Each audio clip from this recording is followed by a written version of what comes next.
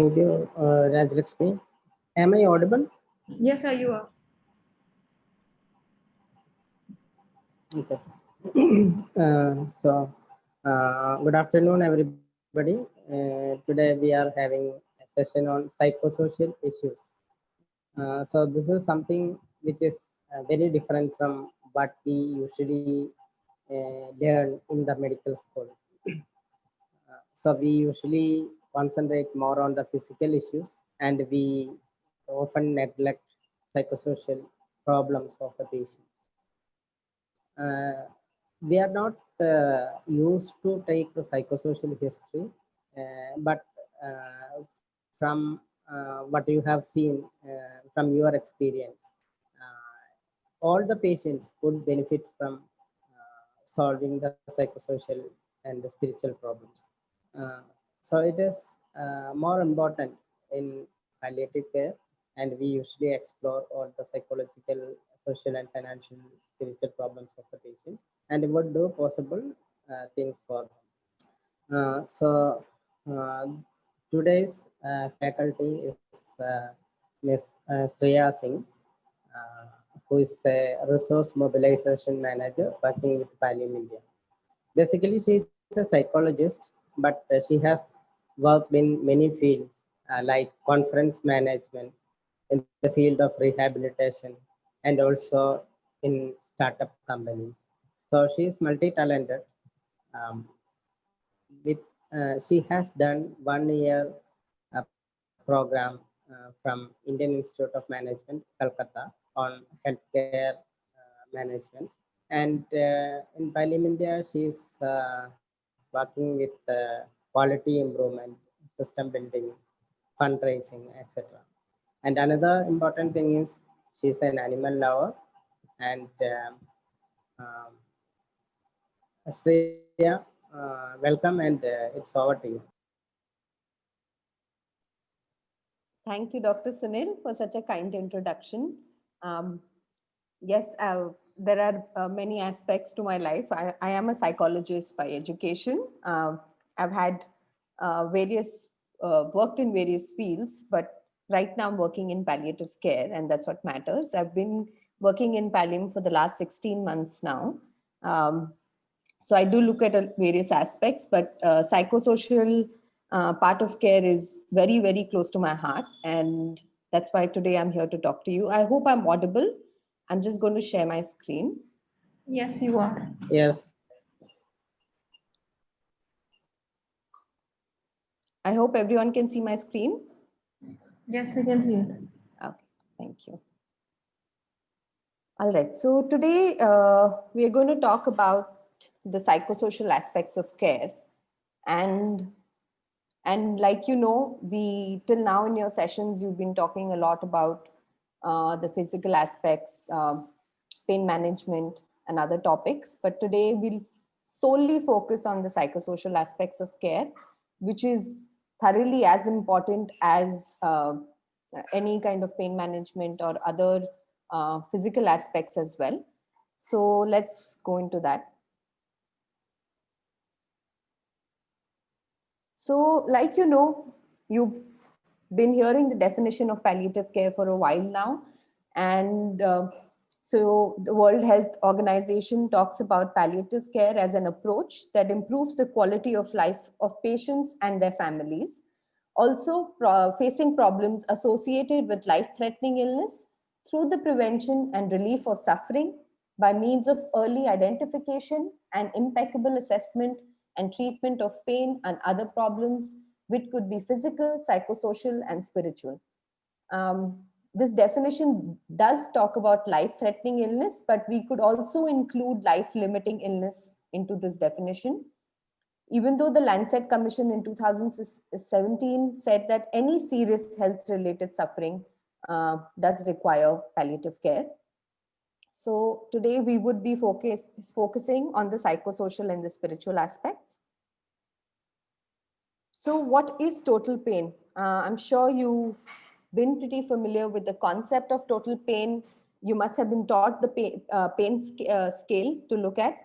So when we talk about physical pain, total pain, the physical pain reported by a patient is compounded by his or her current life circumstances.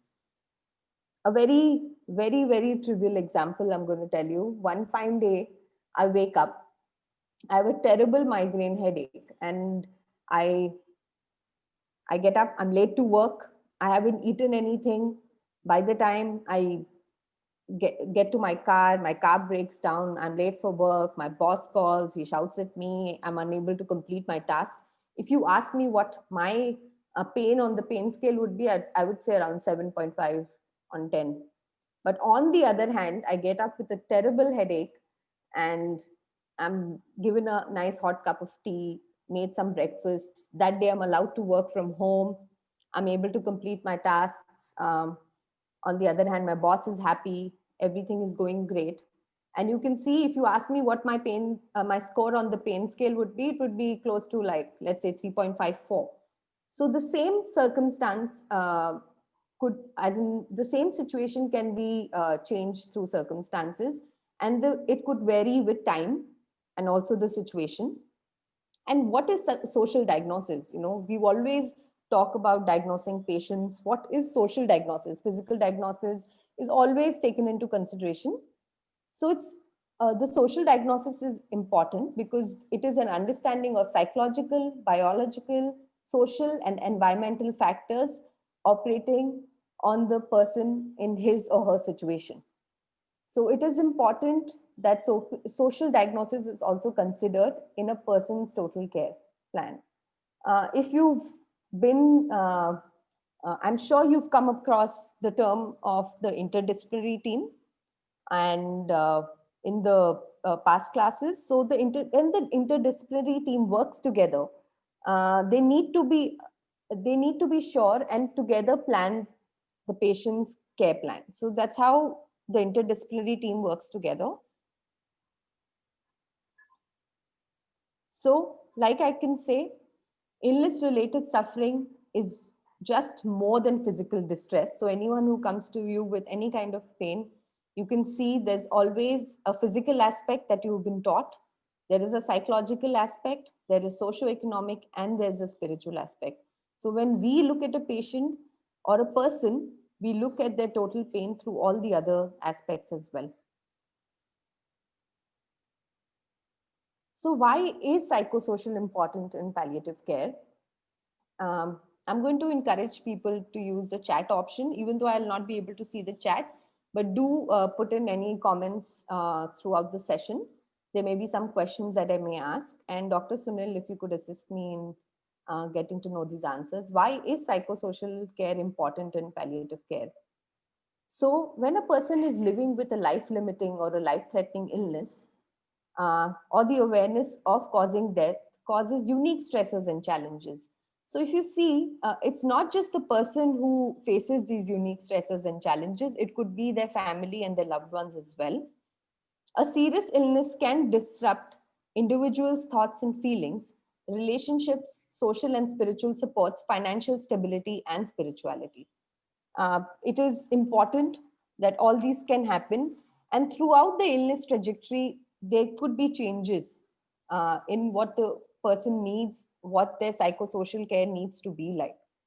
And also, if you see, the family plays a very important role in this. No man is an island. So it is important, the kind of support that the family earns is given to the person with this kind of illness is important and should be accounted for.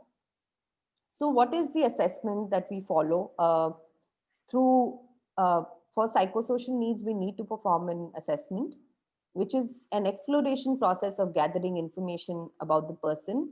When we say exploration, it's not the first time you meet the patient or the person, that person's going to tell you everything. It's going to be a process. You take a while to build a rapport. And there are many people in the team who could help you with it. It doesn't just have to be the doctor. You could have your counselor or the social worker, anyone to assist you through this. Even the nurses play a very important role. And the selections of goals and interventions depends largely on what is being assessed. So we come up with the plan of the goals for the patient care is through what we assess through the patient's journey. And the aim of the assessment is to identify problems which result from illness and may influence the well-being of the patient and the families. What does the assessment involve? It involves collecting information, also identifying and ordering strengths, resources, and needs. Why is it important? We just don't need to know the problems. Yes, we do. But however, strengths and resources and needs are also important, and we'll come to why it is important. Assessment is, like I mentioned, is an ongoing process. And as the psychosocial needs of the patients and family or the caregivers often change over the course of illness.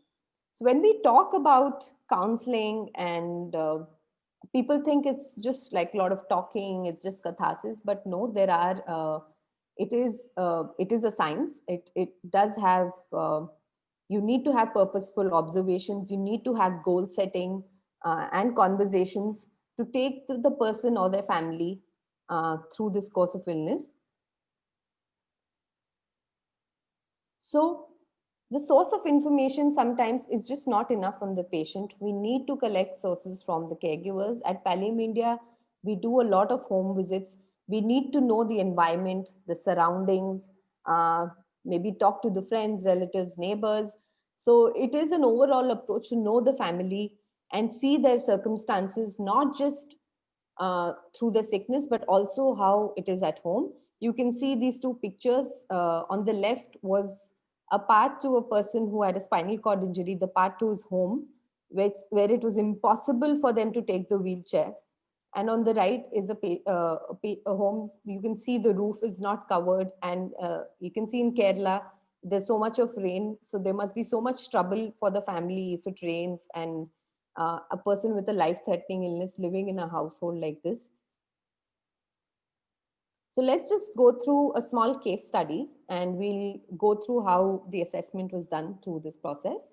A 30-year-old lady, let's call her Mrs. A, was diagnosed with CA rectum in 2014. She had chemotherapy and radiation followed by colostomy. She was referred for pain management at the time of registration. She was presented with severe pain, infection, and a foul smell from the colostomy site. She looked very anxious and scared. She had no idea about palliative care. From the medical records and present disease progression, the team had an impression of a very, very bad prognosis. So she is a widow and her sons are 11 and 8 years old, respectively. So what are the important areas to be assessed from the point of view of total pain? This is, what areas can we look at? We obviously can look at her physical problems. We can look at her psychological. We can look at her socioeconomic problems, and we can also look at her spiritual problem. But at Pallium, and in palliative care, we just not looking at the patient overview. We also look at the insight of the family. They have insight about the prognosis, diagnosis, about palliative care. Also the family overview, socio-economic overview, very, very important. Whether they would be able to afford their ongoing current medical care. Also looking at the psychological overview, spiritual overview, psychosexual overview. Now, when we talk about psychosexual, it's something that we generally don't assess. And as Indians, we feel very shy to talk about the psychosocial aspects or the psychosexual aspects.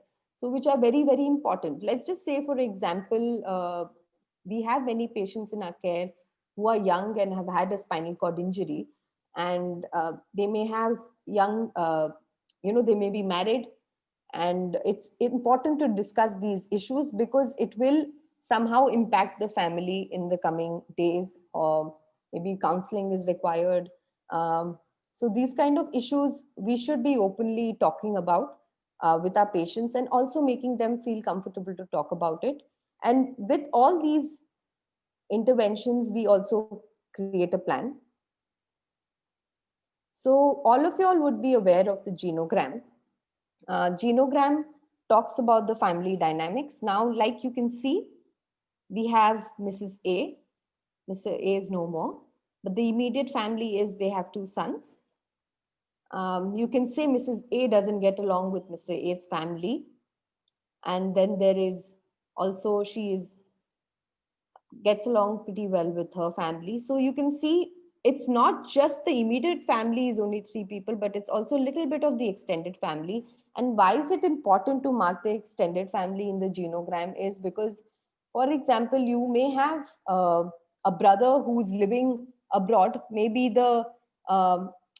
would be the one financially supporting the family and could end up being the decision maker. So sometimes to make decisions or to help in the family with decision making, you may need to ask the the prime decision maker in the family, who could be someone from the extended family. So it's important to at least have the immediate family in the genogram, and you can mark them with a circle, which is the family who's staying together. So there are various legends that could be used. It's all available online. These are some of the legends that can be used. You can see we can mark the legends through various lines. I'm unsure if the picture is too clear. A simple plain line is a normal relationship. Someone who's has a close friendship can be marked with these dotted green line. Intimacy, very close. So a family just doesn't have to be intimate. They can have a hostile or a conflictual relationship. There could be violence in the family. There could be emotional abuse. There could be sexual abuse. There could be neglect. So a lot of these legends are available, and like it's all can be found online, and accordingly you can create the genogram legends which works as per your organization and how you would need it. Ecomap. Ecomap is also a very important uh, practice that we follow, just not the genogram. Ecomap is looking at the family's relationship with the larger society in general. So it could be how the families with the neighbors, with the workplace, government services, local services. It could be a religious institution. It could be friends, clubs, schools. When I write family, it means the extended family, distant family. So EcoMap is looking at the person's relationship. And why are we looking at all this? We'll come to that.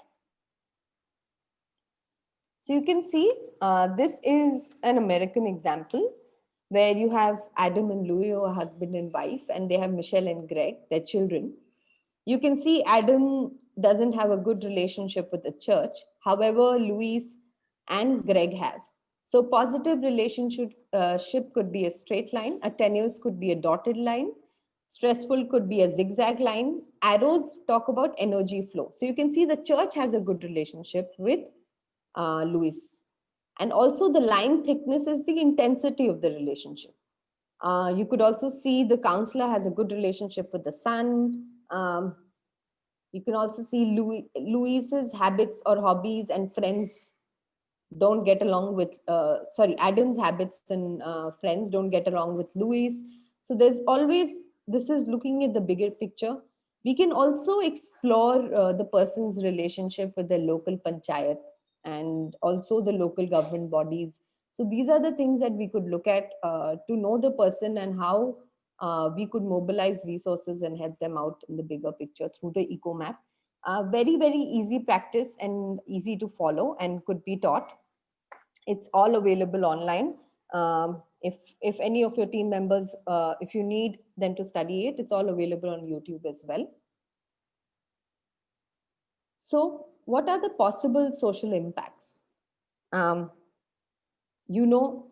could be social isolation in the family due to an illness.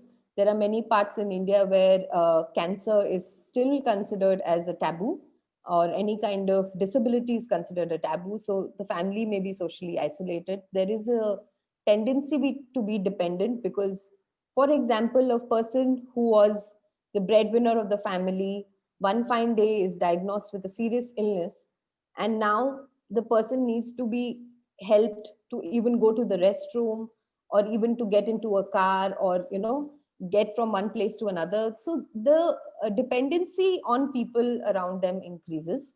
There's also financial instability. We all know the healthcare costs in India are high.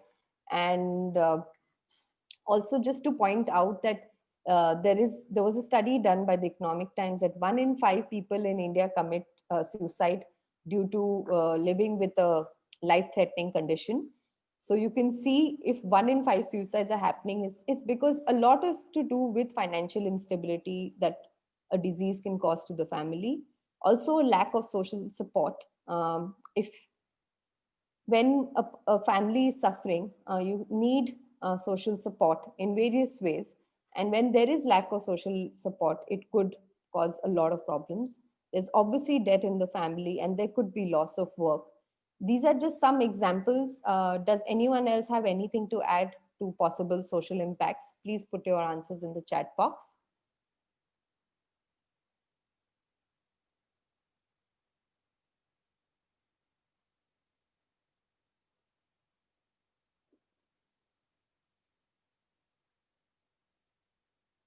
Any comments on that?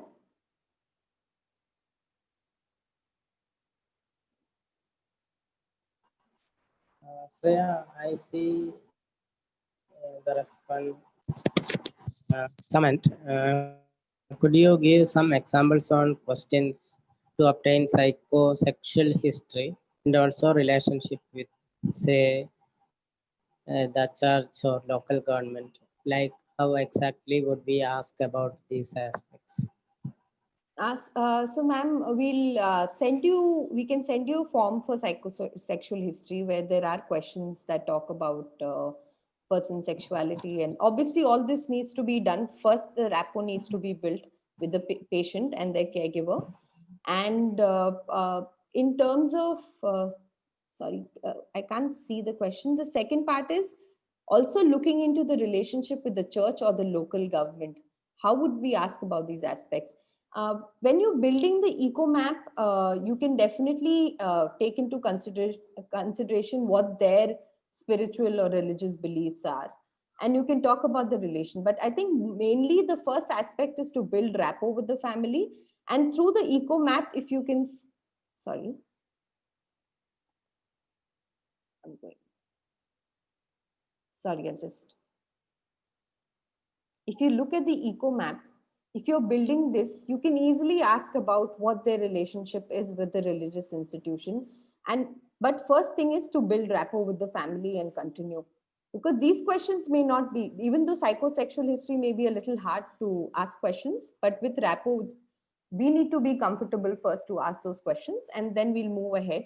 But asking about the church or the local government or local services will not be hard, because you can just ask them like, okay, so if a person, for example, practices Christianity, you can say, do you go to church? How often do you go? You can build questions accordingly how you require it. It's all about having that purposeful conversation. And you can't just straightforward ask a question, go about it, talk a little bit about their experiences, and then maybe you can make a note and mark it in the eco map. So when you look at the eco map, it gives you an overall picture of what can be done to treat a patient with the larger society as well. Shreya, I would like to comment on the sexual history. Actually, what we have to understand is all of us are very shy to ask about the sexual history. And when I did a study on paraplegics about sexuality, all of them were very open to this question about sexuality. So I think it's more of our problems, professional problems, that we don't ask this question to patients. But when we ask this question to patients, they will tell you that, okay, actually we were that had in our mind, but we thought how we could ask this question to you. So once you ask, they will continue to ask questions and doubts, things like that.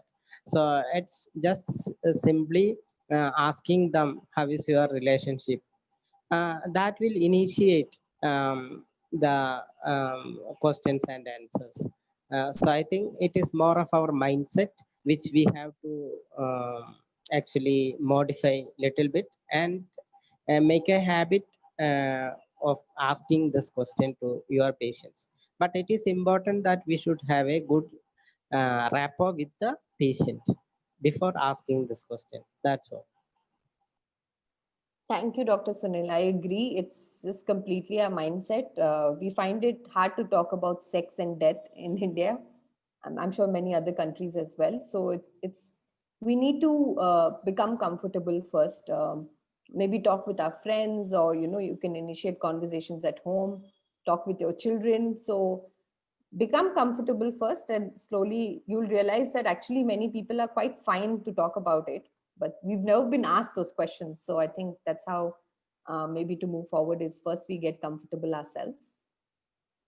So these are the possible social impacts that we discussed.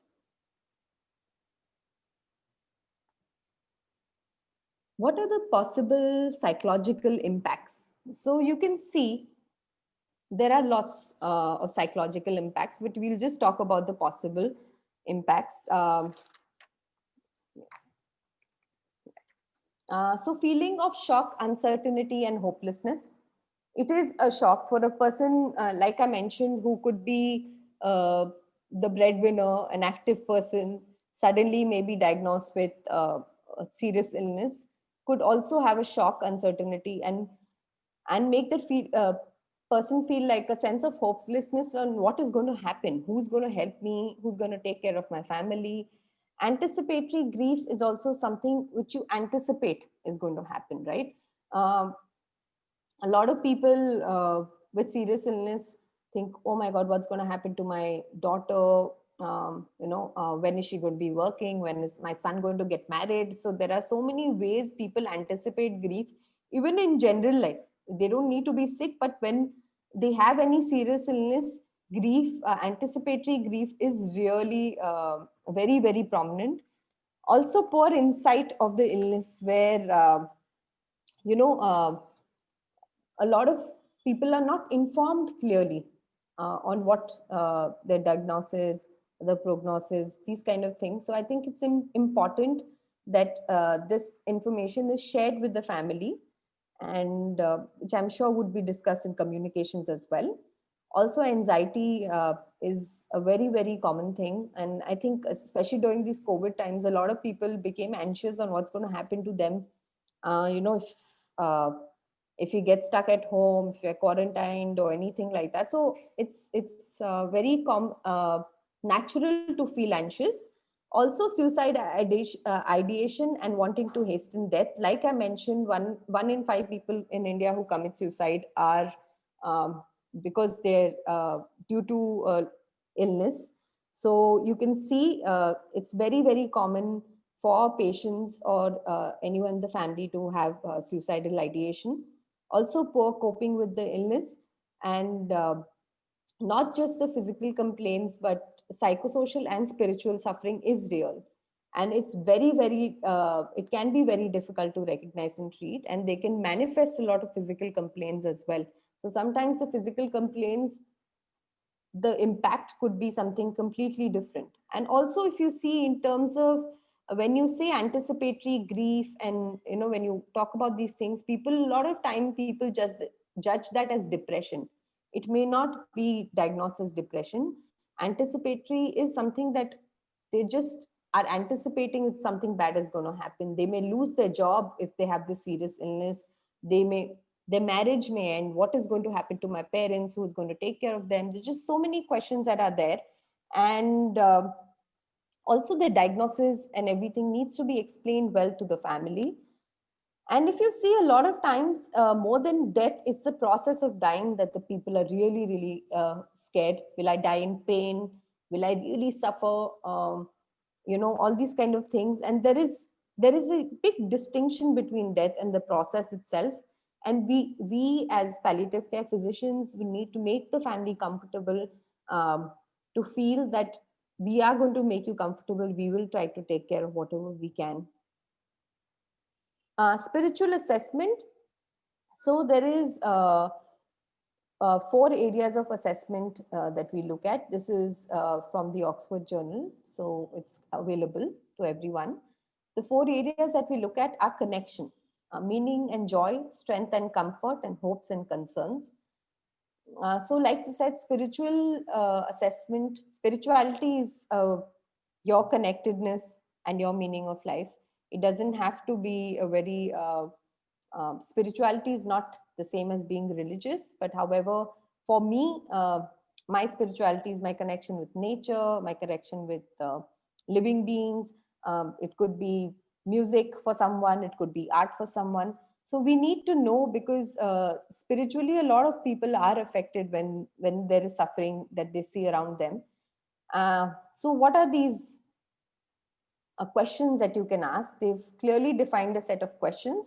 It could be modified as per how you need it and as per your environment as well. These are not set to stone, so there is an openness to modify it as per your need.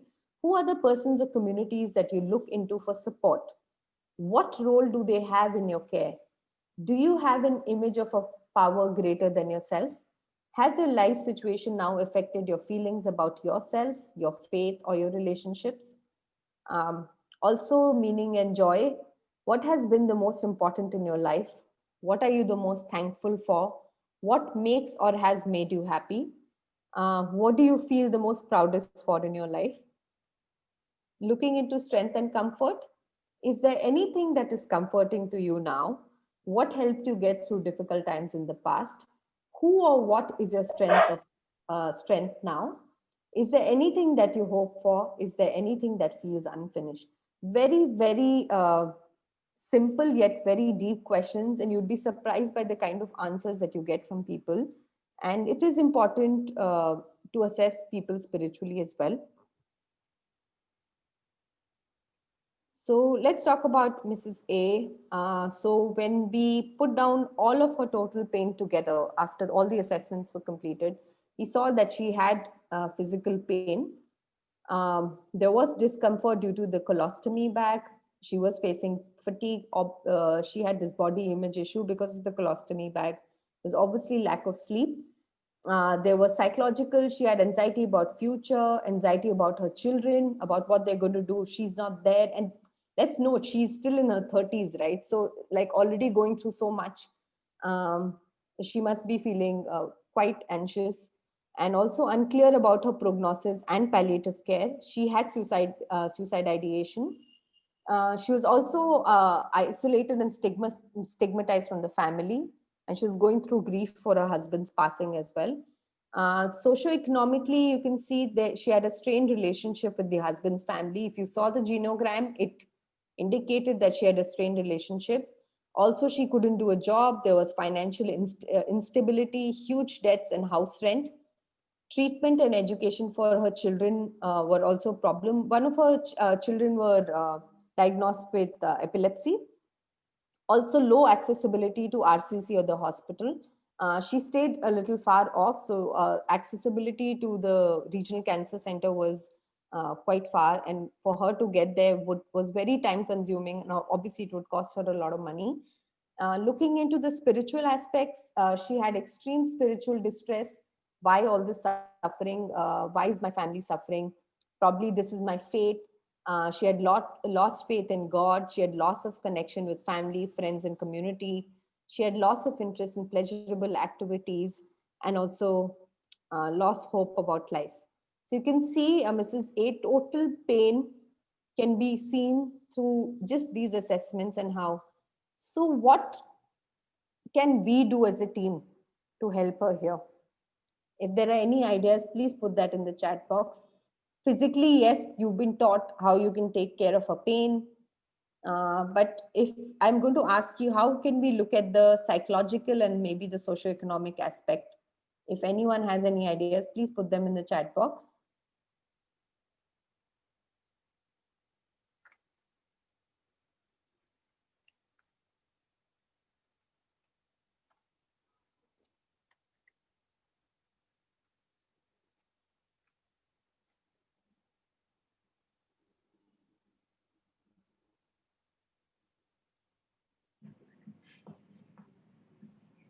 So we have some, Dr. Rimi says counseling. Yes, counseling can be provided to her. Trying to help, trying to reach out for help, local help organizations, yes. Uh, uh, Santiago writes, psychological can be addressed by counseling, yes, correct. Trying to sort out things with the in-laws, very correct, Dr. Geetika, very, very important. Also, so family counseling and referral to support groups, yes.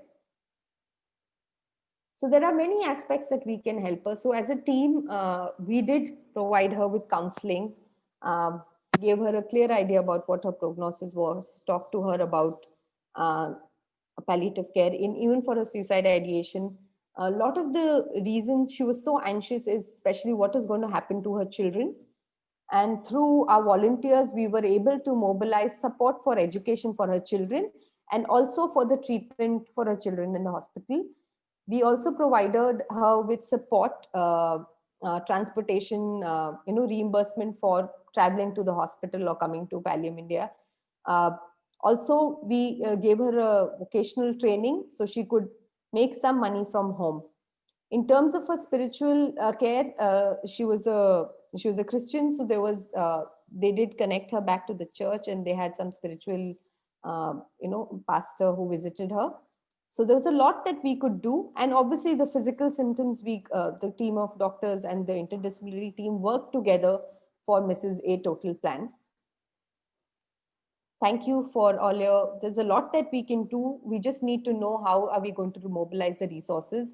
And sometimes if you really see, when you look at the eco map or the genogram, there are a lot ways you can think, okay, maybe they have a good relationship with the panchayat, maybe we can mobilize some help from them, maybe something from community volunteers. So there's a lot, we need to look at the bigger picture also to help them find help. So there are times when we have patients living in geographically isolated areas. And so what we do is, because we also have our restrictions by the number of people who work with us, and we can't be at every place at all times. And because home care is one of our most important programs, sometimes we mobilize the local volunteers to help the family, even in terms of, even if it's mobilizing just monthly rations for the family.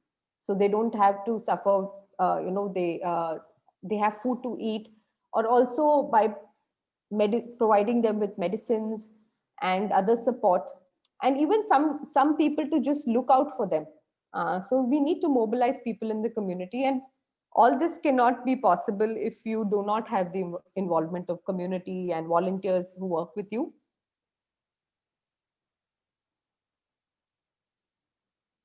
So this is just the eco map quickly of Mrs. A case that was there. So she did have a hostile relationship with the neighbors. So it was easier for us to get local volunteers to help her out. Also, she had a decent relationship with the church, so it was easier for us to mobilize people from there to help her. Didn't get along with the panchayat too well. So this talks a lot about how we could mobilize resources and how we could help her. And like someone had said, so even if you're working in a hospital and you're unable to do this, there are local NGOs or local bodies that can help this person. Sometimes referrals, consultations, these things are very, very important to go out of your way to help someone. And like I said, you as a physician don't need to do this alone. You can have the interdisciplinary team of counselors, nurses, social workers together plan the person's goals of care. So, you can come up with ideas, and it needs to be a group decision, and look into how you can help the person and the family the most. So let's just talk a little bit about dignity.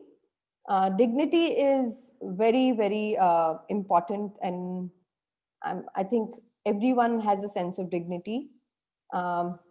It's the inability to acknowledge personhood, the insensitivity of not acknowledging personhood can be psychologically devastating.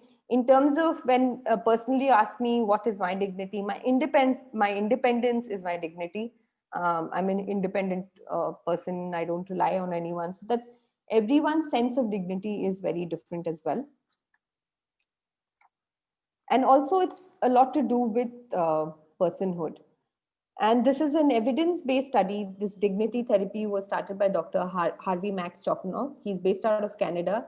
And his dignity therapy has been used a lot nowadays in terms of helping patients and families with serious illnesses and towards end of life.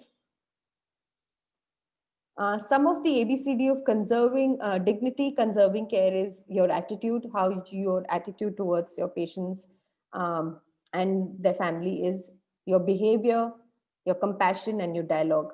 ABCD, just remember these 4 things on how you can conserve care through dignity. A simple question like this can really, really help people, and try it maybe with one of your patients is, what do I need to know about you to help you better? And you'd be surprised by the kind of answers that you get to know a person. There is a person who may say, I was, um, my father abandoned me when I was little. So this has a lot to say about the person. Is that the person's scared of abandonment, and you need to make them feel comfortable that he's not going to be abandoned. And a simple question like this, there are some responses which may be like, oh, I like ice cream, I love eating ice cream, I want to eat ice cream. So when a person responds like this, you can see that they like the simple pleasures in life. They want things to be simple. So a simple question like this would really help know your patient, and also give them the kind of attention and that care that they need. And other helpful questions are, in terms of your illness experience, how do you define your dignity? What supports your sense of dignity? Do you believe that dignity is something you hold within you, and is something that can be given or taken away by others? So there were times, I've heard of an incident in a medical college where a catheter change in front of the students was being done without covering the person, because the person was really old. So a person's dignity is important, and so we need to take that into consideration. Whether a person is lower socioeconomic status, higher social, it doesn't matter. Every human needs to be treated with dignity, and everyone has a sense of dignity. So you can see here, this was taken with the consent of the patient and the caregiver. This patient was admitted in our IP. This is an advanced wedding anniversary cake. He was towards his end of life. So there are times they wanted to celebrate the anniversary for the last time, and they wouldn't know they would be together for the anniversary. So sometimes these little things really, really help, and give the patients some purpose. So you can see dignity is maintained if something of their essence will survive beyond the event of death itself. Legacy. You've seen legacy is very, very important. People leave wills, their property, everything. But sometimes it's little things that they want to leave, a message for their family. And you would have seen this a lot during the COVID times, when people were video calling because they couldn't meet the patients themselves. People left messages, voice notes, because they couldn't be in person with the thing. So you could maybe do a recording for the family if the person's towards the end of life, and share it with the family once the person's gone. There are little things that you could do which will let them give them their dignities maintained, and also that there is legacy is maintained too. So little gestures will really help. So like again, some of the interventions could be, we need to provide information to the patient and the family. We need to be liaison. Sometimes there's a lot of, sometimes our medical social workers need to be updated with the government schemes that are there available in the state. Sometimes there are various pensions, government schemes that can help the patient, but they may not have access. They'll have little children, or the person's too sick to go out. So we'll have to liaison, get the work done. Also facilitate a lot of services. Rehabilitation can be provided through vocationally also. And bereavement support is very important for the family if the patient follow up needs to be done constantly. counseling, and psychoeducation. So there are various interventions that can be provided, but these are just looking into the bigger picture. Vocational rehabilitation is you provide any kind of vocational rehabilitation. You can see goat rearing, this person's making paper pens, this patient has a spinal cord injury, so he makes umbrellas at home, stitching unit. There are various forms of vocations that could be provided to the patient and the family, and especially the work that can be done from home as well for them to make some money. Also, we provide support, education support to our children and emotional support. We support close to 300 children, because most of the times you see if any disease hits the family, it's one of the first things that are impacted are the children's education. And we don't want that. Children should not lose their future. So that's one of the support that we provide. Some of the tips are always evaluate your interventions that you provide, and assess how the patients and the families are benefited.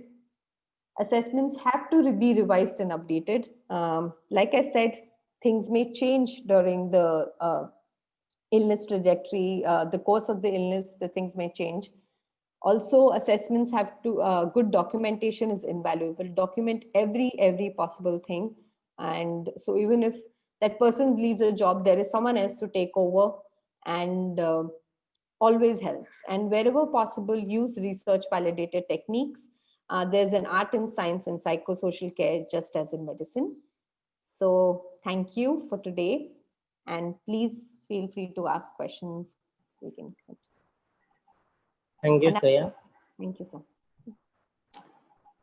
So, any of you want to ask any doubts regarding the session, please ask now. Or you can have your questions in the chat box.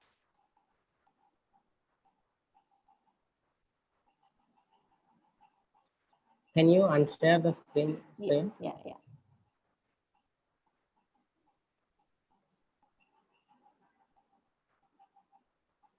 We also have a case study, so we can discuss again.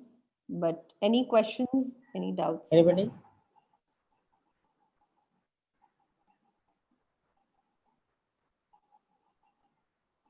If there are no questions, should I think no one understood anything? Yeah, there is one comment here. Okay. From Dr. Savitri. She says she feels hesitant to ask questions about psychosocial issues because I feel incompetent to address the problems that they may tell me, especially in smaller units. Okay. Yeah. Shreya, do you want to answer that? So true. I think so. I completely agree. So before coming to Pallium India, I may not even have come up with any of these solutions, right? So now I think to mobilize solutions or look into how we can help the person best is all. Obviously, we need to see resources around us. If your hospital doesn't have a facility, address the need to get a medical social worker in your team. Also, you can get a counselor who can help. Even if you can't provide any kind of social support, look for organizations that can help this family around you. So we need to work. I know palliative care hasn't reached everywhere. We have people from 13 states, 3 union territories, and 2 other countries today. And it's not available everywhere, but we need to check for any other resources. There are local NGOs that are working towards children's education, self-help groups for vocational rehabilitation. So look out for the best resources, and also put it across the team that, we need to have an interdisciplinary team to come up and help the patient. And there's obviously a lot of load on the doctors. So you feel that if you go more in than just physical symptoms, how will you be able to help? So I think just my thing is be aware of the solutions. There are some ways you can always mobilize resources. So I think that would help. Dr. Sunil, any suggestions? Yeah. Dr. Savitri, I think it's our fear to face the unknown. If you face something unknown, what happens?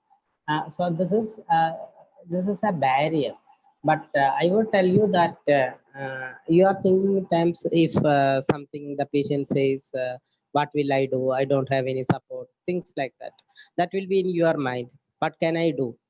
But I, I think it is very important for you to hear from the patient about the psychosocial issues. Even if you don't do anything, just be a listener to the patient, what they want to tell.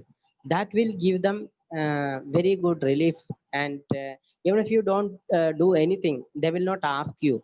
Even they may think that at last there is somebody to hear me, somebody heard me, had our all the problems.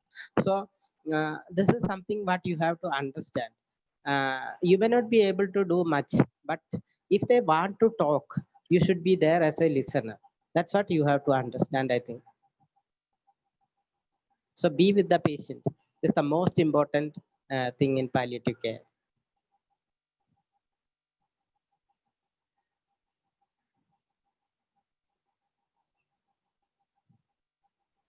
Anybody else?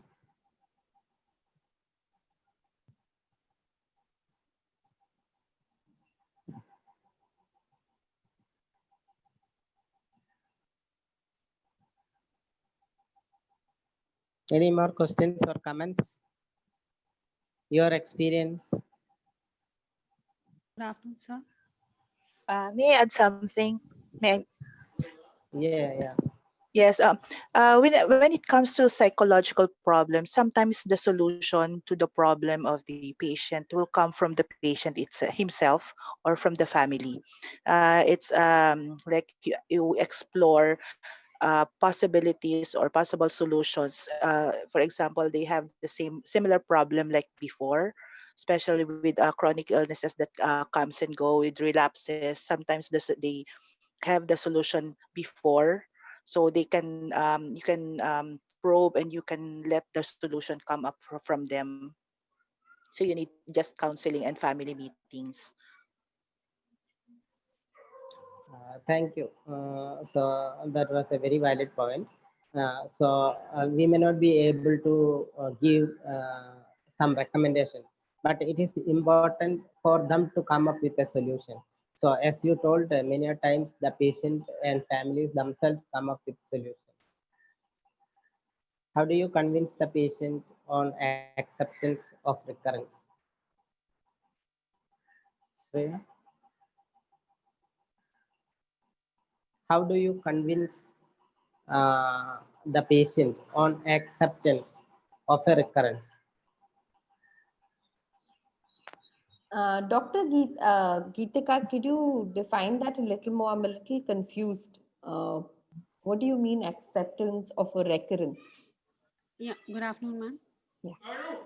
Yeah, there is just one small thing that when a patient with a recurrent illness, relapse, or a recurrence of a disease comes to you, then more than the illness and more than the troubles associated directly with the illness, the fact that troubles them or bothers them is the fact that it has come back to them despite all their efforts and trials and all the money spent, the time spent, the treatments done.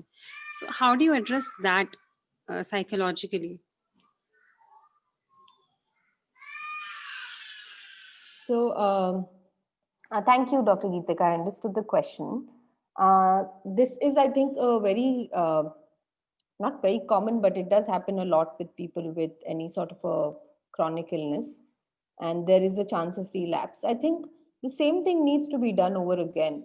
We need to know the insight of the patient, give them clear education about their prognosis, diagnosis, and also see what plans, set some goals for the family on how they're going to manage resources, look into the psychological aspects. I will not be able to go very detailed into how psychologically we can help, because this is a whole counseling process that would be involved. But I think the intervention doesn't change. It's the same. You need to support the family even if they come back. And this happens a lot. Like, for example, for us, we have patients who would have come in to our care for maybe cancer a few years back, and they recovered, and now they may have severe diabetes or hypertension or anything like that, right, which is at the moment, so at the moment, kind of um, impacting them psychologically. But I think the interventions don't change. It's just you need to educate the family really well and provide them with supportive counseling and get a help of a professional counselor to help this. And I think that's what really helped, because you as a doctor can talk about the diagnosis and the prognosis and everything. But if you see that the family is extremely stressed and the person needs more attention and needs more help, I'm sure you could refer them to a psychological counselor. And sometimes just a referral may help for them to work through it. Thank you, Shreya. Um, uh, Patients goes through various emotions, even in the case of first diagnosis or in the recurrence. We do have a Kubler-Ross model of DABDA. That means denial, anger, bargaining, depression, and acceptance. So some patients may not come to the acceptance at all. We can tell them the truth, but the patient themselves need to come to the acceptance. So they will be in the various stages of this model. Maybe some patients, when they die also, they may not be come to an acceptance. They may be in denial itself. So they will deny, oh, no, I don't have any recurrence. So it is the patient's mindset. We can only help the patients to come to acceptance by talking and empathetic listening to the patient.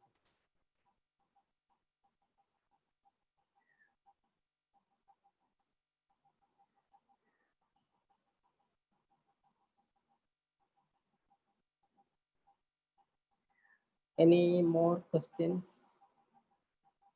Rajalakshmi, can we move on to the patient story? Yes, sir. So which will be presented by Dr. Juvaria. So Dr. Juvaria. Hello. Good afternoon, everybody. Am I audible? Yes, you are audible. Uh, I'm really sorry because I'm not very well versed with Zoom, and Rajalakshmi ma'am will be will be showing my slides. So yeah, so, should I begin, sir? Yes, doctor, you can Yes, start. please. Yeah. Okay. So this is a case of a 38 years old female, and she is diagnosed with premature ovarian failure, or more commonly premature menopause. She is also diagnosed with type 2 diabetes, and she has positive psoriatic nail changes. So the presenting complaints, she comes with 12 kgs weight gain since the onset of menopause in the last 5 years. There is pain and swelling in lower part of her legs. There is increased thirst and urination, complaints of weakness and fatigue. She is monitoring blood sugar with glucometer. Her fasting blood sugar is 170 and postprandial is 200. She complains of nail distortion and hardening and worried about psoriasis, as there is family history of aggressive psoriasis. She is anxious about nothing and everything most of the day. Bad feeling in stomach as if something bad is about to happen. Occasional palpitations. She also has inability to sleep at night. So now we come to history of illness. The patient had premature ovarian insufficiency since 33 years of age, didn't go for a hormone replacement therapy or a donor egg or a assisted reproductive therapy or adoption due to personal reasons. Patient has a second marriage. First marriage was abusive. Before the onset of menopause, she had on and off bleeding after 10 days of periods for 4 years. Bleeding got worse after traumatic episodes of abuse in her first marriage. She was diagnosed with premature menopause 3 years after her second marriage. Did not conceive in both marriages. Cousin sister also had premature menopause. So she did a genetic analysis to rule out genetic cause, which showed no genetic predisposition to the onset of early menopause. Patient had undergone appendectomy at 16 years and a laser procedure to drain hydrosalpinx of right ovary in 2009. Psoriatic nail changes started after menopause. Brother and uncles have psoriasis. She has type 2 diabetes mellitus since 2019. There is inability to maintain healthy diet. She eats whenever she feels stressed out and eats frequently throughout the day. Did not show any doctor since last 3 years and not on any medications. Patient was turned away from many hospitals and private practitioners, including AIMS, stating there is nothing they could do to help her. So next, on examination, her pulse was 98, height 150, weight 68.3, BMI 30. Patient was referred to endocrinology department, gynecology department, and rheumatology department. So treatment and significant investigations. Patient was counseled for a minimum of annual monitoring. I think someone has switched on their video or audio. Yes, doctor, we have muted that. Okay. So patient was counseled for a minimum of annual monitoring to rule out end organ damage. She was counseled on the importance of healthy diet and the importance of losing weight for diabetes reversal. Counseled to walk more and exercise and to become active and not maintain a sedentary lifestyle. Daily 10,000 steps to monitor on free app pedometer via smartphone. Discussed risk of osteoporosis in view of premature ovarian insufficiency. She was stressed on importance of calcium and vitamin D supplementation. Diet chart given and stress important of fruits and vegetable. Counsel to stop junk and eat healthy. Psychological counseling she was referred to, and some tests were she was asked to undergo some investigations, which included HbA1c, liver, kidney, CBC, thyroid, lipid, calcium, spot urine, albumin, creatinine ratio, rheumatoid factor, anti-CCP, antibody, ANA, CRP, ESR, DEXA scan for bone mineral density, 3 sites, spine, hip, and waist, to rule out premature osteoporosis. Now we come to the psychosocial aspects. So this patient, she has no social circle. She has a sedentary lifestyle. She keeps to herself. She has a fear of society stigma. Because she got premature menopause at such an early stage. Eats whenever stressed to keep her happy. Eats a lot during the day. All the diets fail. She has a poor sexual drive, which is most probably due to the premature menopause. Fear of coitus. Husband not had relationship with her since 1 year.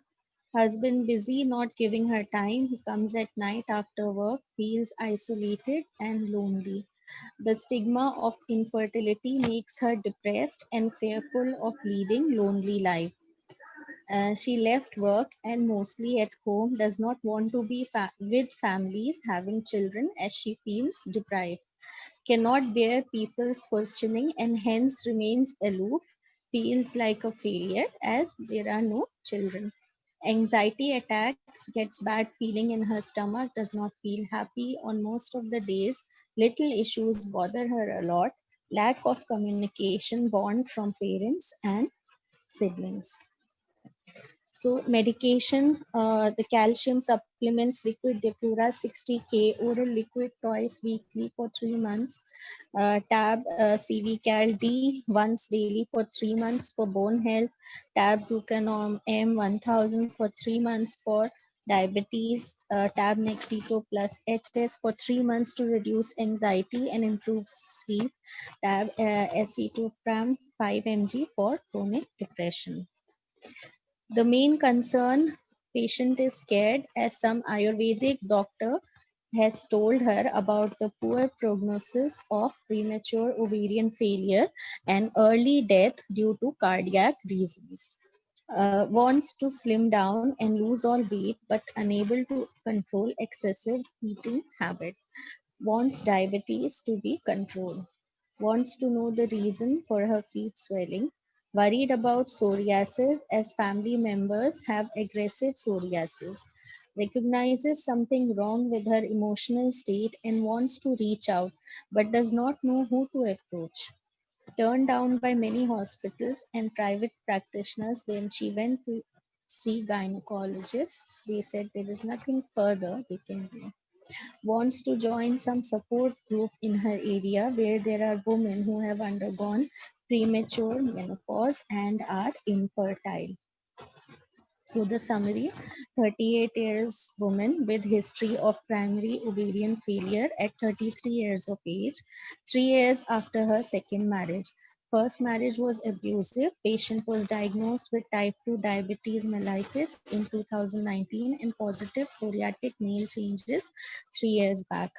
Excessive weight gain after menopause, emotionally vulnerable, anxiety, and inability to sleep. Now we come to the discussion points. Does she require palliative care? And how can her psychosocial issues be tackled? Thank you. Thank you, Dr. Juvaria. Uh, we will ask the participants, does this patient require palliative care, and how can we address the psychosocial issues?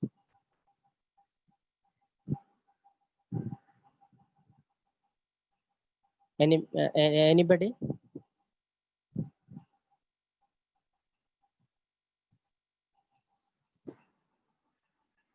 Please give your comment.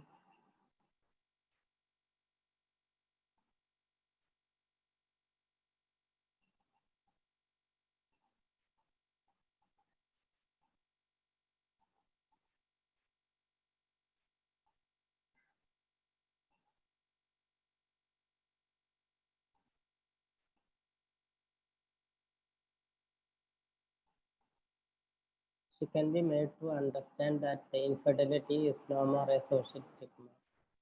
That's from Dr. Gedeva. People choose not to have kids for various reasons. Yeah. Thank you, Dr. Gedeva, for those comments.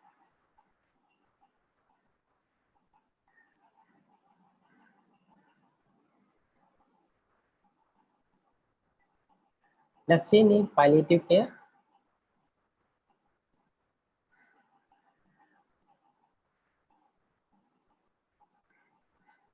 Counseling her and her spouse so that she feels loved and cared. Support from her family. Convincing her an adoption might help. Counseling the husband.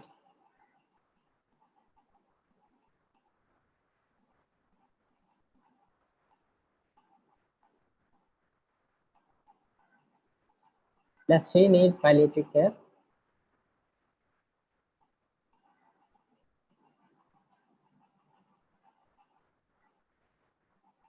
Dr. Gedeva says yes. Dr. Karba also says yes.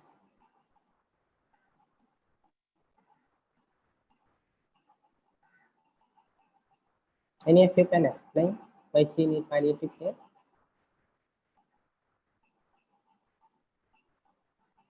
Yeah, many comments from Dr. Edward.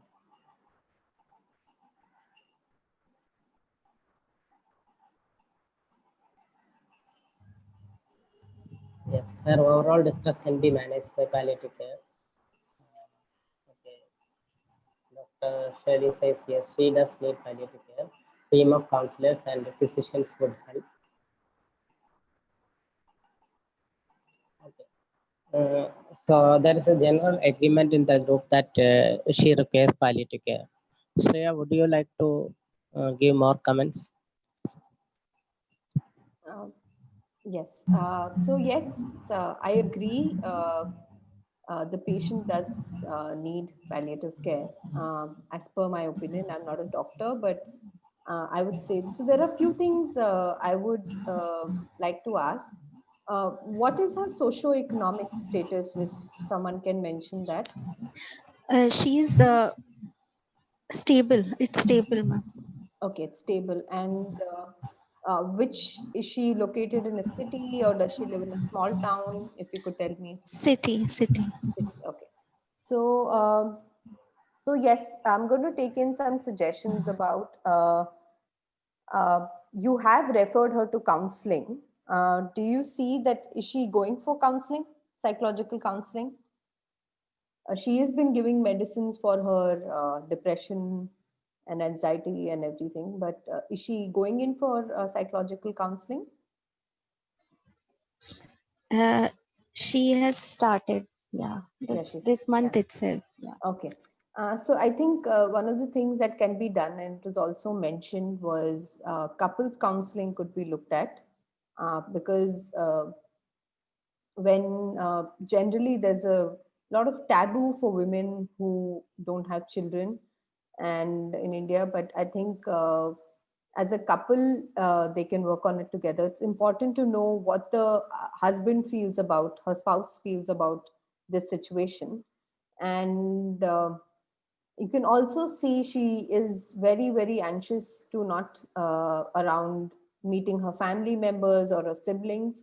So that also could be assessed somehow to see why is she um, is it only because she's not she feels she's because she's doesn't have the capability to have children.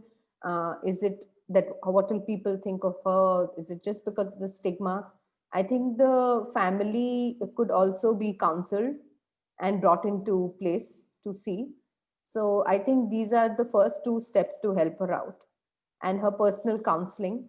And obviously with the interdisciplinary team, if there is a dietitian who is helping her, but there's a lot of I think a psychological impact on how she views herself. And you can see there's a pattern of binge eating and other things, and she doesn't have any motivation to exercise. So firstly I would recommend personal counseling, yes, which is should be regular, and also looking into the husband, her spouse, and bringing him into the process of counseling, and also then moving to the extended family, which is her parents, her siblings. And fourthly, yes, looking for some sort of a support group that is there. Maybe not around the area. I'm unsure about finding support groups, but now I think there are support groups which can meet online, virtually as well. And so I think these are the four areas that if if I had to look at her to help her, I would do that. Thank you. Okay, thank you, Shreya. So any comments, any more comments from any of you? There is a comment from Dr. Sakshi, a consultation with a dietitian more than losing weight, about having a healthy lifestyle and exercise.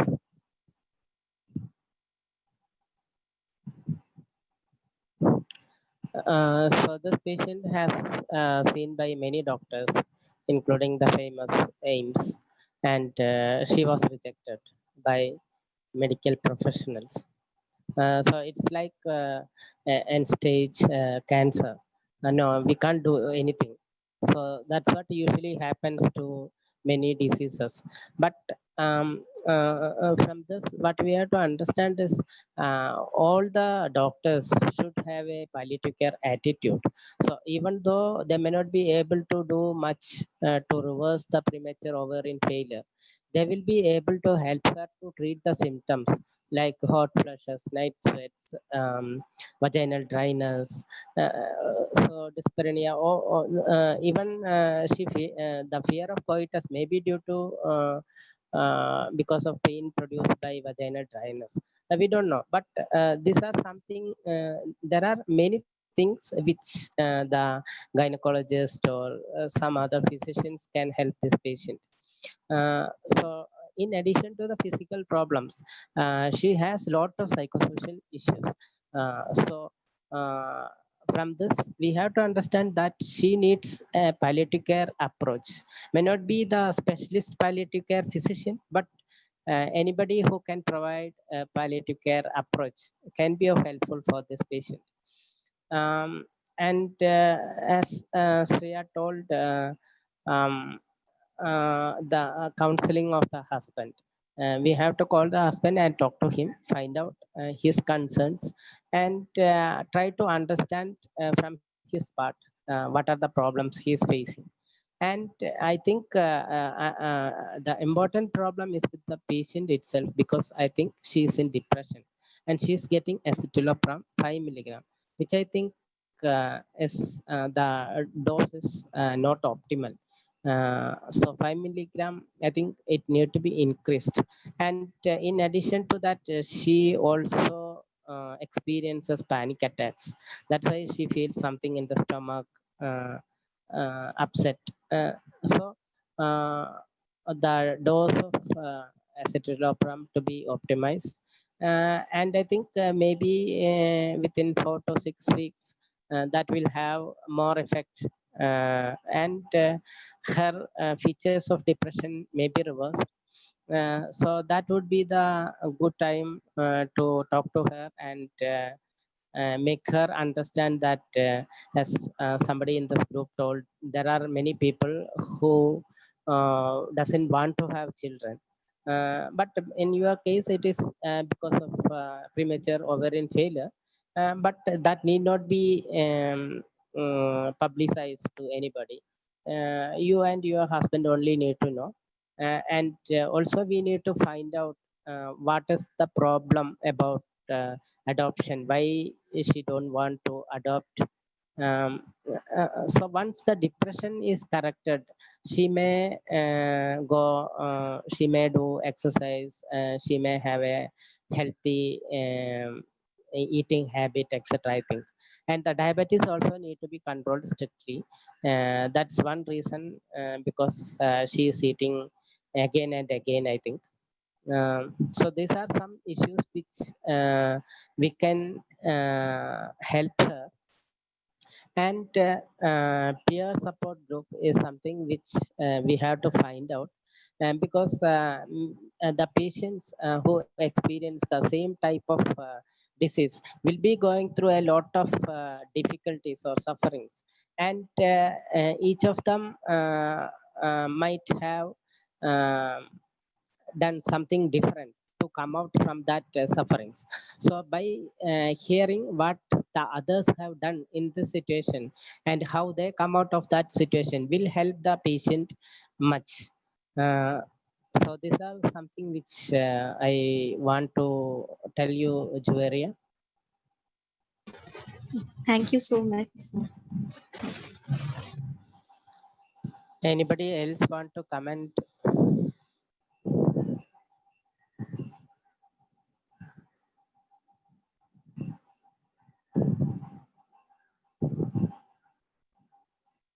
Actually, Juveria had a lot of question regarding this patient, but because of our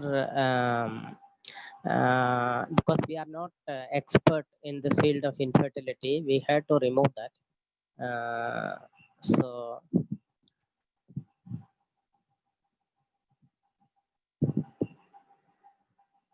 anybody else? Yes, Dr. Gediga is asking, can lorazepam be used for panic attacks? Yes. So we can use lorazepam, and that also sublingually, 0.5 to 1 milligram can be given sublingually, which will act fast than oral route.